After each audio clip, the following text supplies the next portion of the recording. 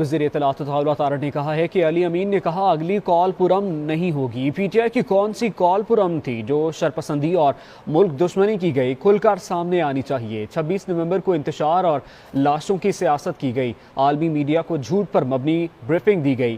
ہم ان کو نہیں چھوڑیں گے، ان کا پیچھا کریں گے۔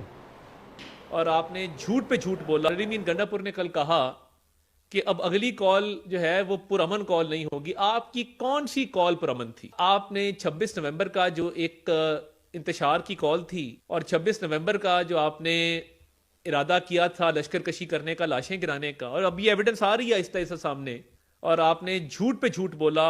آرٹیفیشل انٹیلیجنس کے ذریعے آپ نے جو ہے وہ امیجز پوری دنیا میں پھیلائے۔ ملک دشمن ٹولہ ڈیجیٹل میڈیا پہ باہر بیٹھا ہے ملک سے، جس میں اب تو کلیئر نظر آ رہا ہے نا، وہ انڈیا کا ایک میجر گورو آریہ ہے کوئی، اس کے ساتھ ان کے روابط کلیئر ہیں، ان کی ٹائم لائنز کے اوپر، اور یہ ملک کی سالمیت کے خلاف ہے، ورنہ 9 مئی کے حملے یہ نہ کرتے اگر یہ ملک کی سالمیت کے خلاف نہ ہوتے۔ جو آپ پہ اپنی ہی ورکرز نے پتھراؤ کیا ہے، اور پھر آپ کے گارڈز نے جو فائرنگ کی ہے، وہ بھی فوٹیج سامنے آ گئی ہے۔